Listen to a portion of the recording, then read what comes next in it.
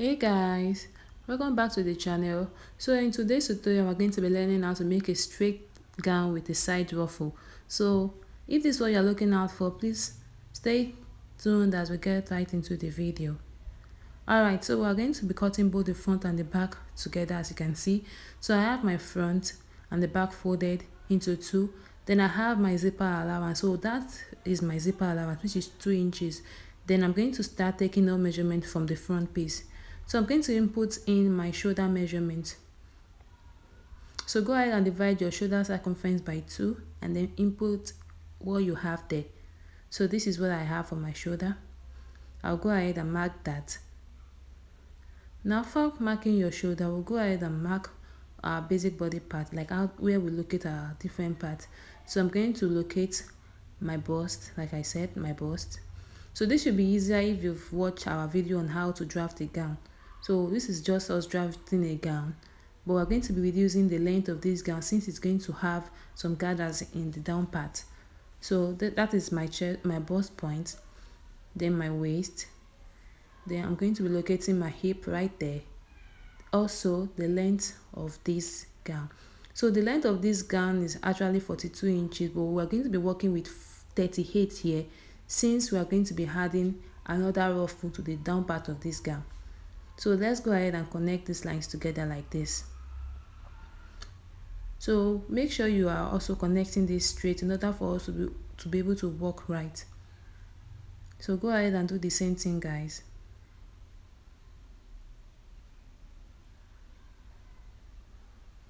So you want to also be careful since you are cutting both the front and the back in order for you not to make a mistake. So go ahead and do this. Now after we are done with this, now we're going to be working on our neckline. So the neck depth I'm going to use and the wideness of this is going to be 4. So I'm going to be using 4 by 4 for this neck. So go ahead and measure your neck depth and your neck wideness on your shoulder part. So I'm going to be measuring 4 here, like I said. So this gown is actually for an older person. So the person likes the clothes to be a bit free. So I'm going to be using this 4 by 4 for the person. So now go ahead and use a curve to connect this together, guys.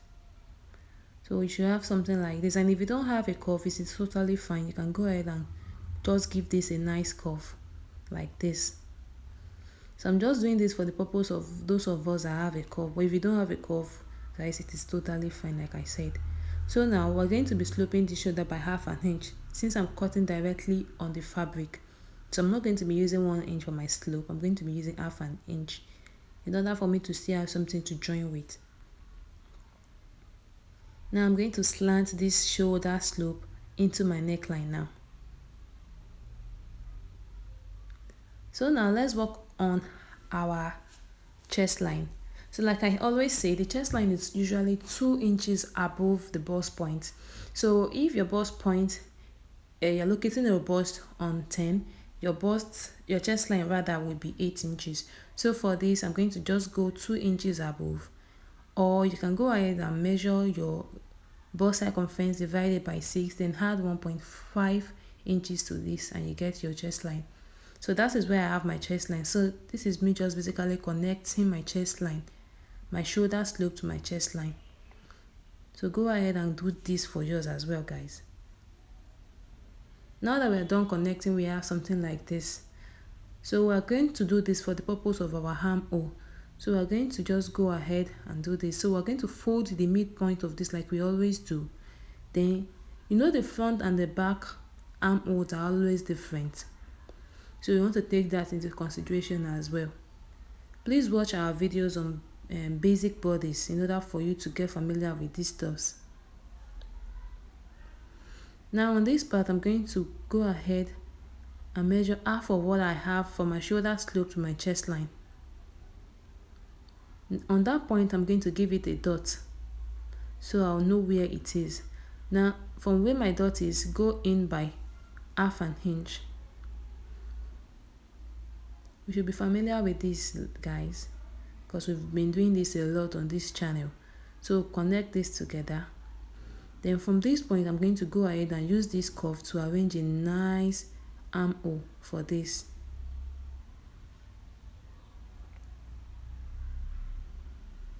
So this is what I have, guys. This is just a free sketch of that. Now, like I said, we are working on both the front and the back, so we are going to be drawing out the front armhole as well. So for the back armhole, it's going to be on the same line. Just go ahead and arrange a curve for that on that same line you drew for your chest line. Just go ahead and connect that curve. So this is what the back armhole will look like. So it is the front armhole that is a bit curvier, like it's entering inside a bit. So this is just the difference between the two. Now after we are done with this, remember that this is going to have a dart. So the dart of this is going to be the bust span of the person you are sewing for divided by 2. So for me, I'm going to be making use of 4 for the bust span of this. So I'm not going to be showing the dart on this, but I'm going to take my bust span measurement, my bust circumference measurement rather, then I'm going to be adding my seam allowance to this, which is 1 inch. Then I'll also add 1 inch for my dart. So I'll take that again, circumference of the bust, 1 inch for seam allowance, then 1 inch for the dart. Now on the waistline as well, I'm going to take my waist measurements. The dart will also be on this part, so I'm going to also add my seam allowance to this. Then I'll also add 1 inch for a dart allowance.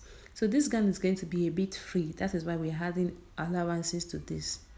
So go ahead and do this for yours as well. Then for the hip, I'm going to be adding that allowance also, but I'm not going to be adding a dart allowance because my darts will not get to the hip line. So I'm just going to basically add my hip circumference measurement, then I'm going to be adding the allowance I need for this. So you can see I later went ahead to add 1 inch for this as well, because I want this to be as free as it can be, since I said this is for an older person. Now I'll go ahead and connect this together. So the difference between the hip and the waist of this person is actually not much. So we're not going to be giving this a big curve. So we'll just go ahead and shape out what we have on the cloth, what the measurement has given us. Now on the lower part of this, you just go ahead and subtract 1 inch from what you have there. Then you use it for the knee part of this. So if you have 9 here, just go ahead and subtract it and have 8. So you have 8 on the lower part now, which is your knee part, in order to give this some pencil effect.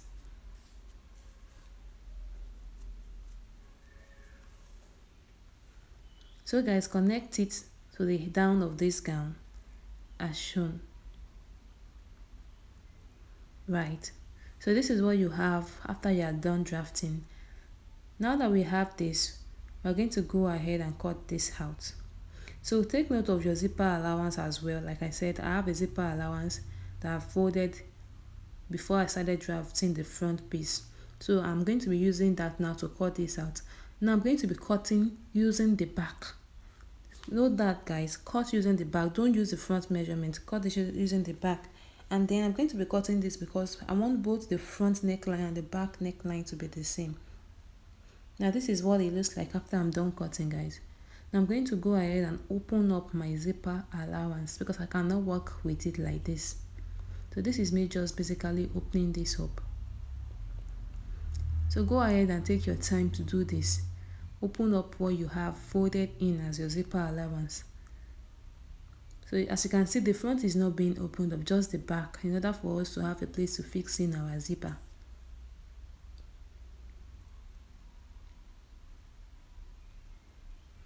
So guys, go ahead and cut this straight. Now after we are done with this, we are going to be working on the sleeve as well.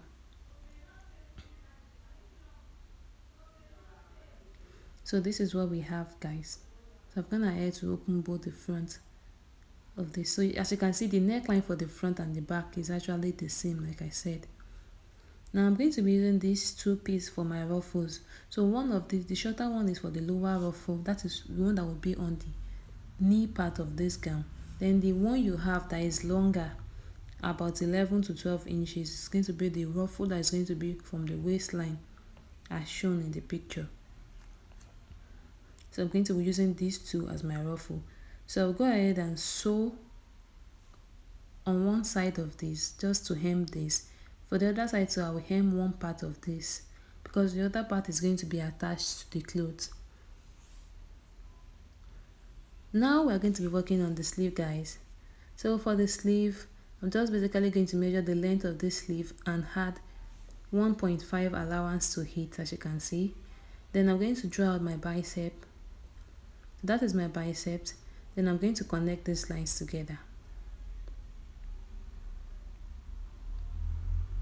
Now after connecting these lines together, I'm going to go ahead and inputting my bicep measurement.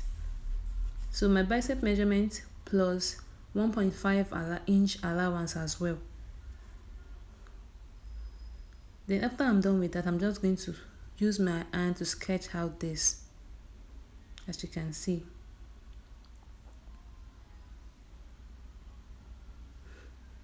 And after we are done with this, we're just going to connect our biceps to the length of this. Also keep in mind that you're going to measure your shoulder measurements, what you have on your shoulder measurements. Now that is my elbow measurement, rather. Sorry guys, that's my elbow measurement. So your elbow measurement there, then plus 1.5 allowance as well. So go ahead and connect this together.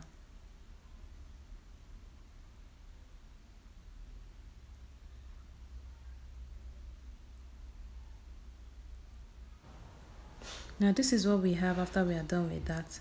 So this is basically what the sleeve will look like. As you can see, I cut both the two sleeves together, so I don't have to cut for the other one. Now this is what we have after we are done cutting all. Now we're going to go ahead and start sewing. So guys, like I said earlier, we're going to be working with these two pieces. So we're going to go ahead and hem the bottom part of these two, because the other part of this is going to be joined to the cloth directly. Then for the front and the back, we're going to go ahead and use a bias. You can go ahead and use a bias, and you can go ahead and use the same fabric to tape the neck of this. So for this, I'm going to be using that same fabric as a bias for this. So I'm going to go ahead and tape both the neck of this and then for the front as well. Then go ahead and join the shoulder. So we're going to use that to tape the neck round like this. Also for the back as well, the neck of the back. Now this is what I have after I was done with that. As you can see, I've gone ahead to use the cloth as a bias for the front neckline and the back neckline. Then I've gone ahead to join my shoulder together. So this is what it looks like. You can go ahead and give it a nice press so it looks neat. Then this is the part I was also talking about for the ruffle. So I've gone ahead to also stitch this together. As you can see, it looks neat now. I've gone ahead to hem it. So do that for the boot rather, and then you have something like this. Now we're going to be working on the gown. So we're going to be working on the dart of this gown. Now as you can see, the gown does not have a dart yet. So we're going to work on the dart, and thereafter we'll go ahead and then work on the sides of this.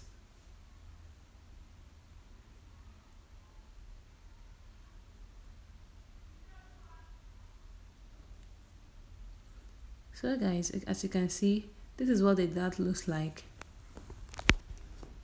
So the dart I actually used, the dart allowance I added to this was actually 1 inch. But what I only used was about ½ inch on both sides. So that is still the same as 1 inch. So and then I've gone ahead to fold the hem of my sleeve, and this is what it looks like as well. So now we're going to be working on the zipper. So I'm going to go ahead and fold in my zipper and attach a zip to this. Then for this is what the dart looks like for the front. So what we're going to do here is just work on our zip, then go ahead and join the two sides together using the measurements of the person.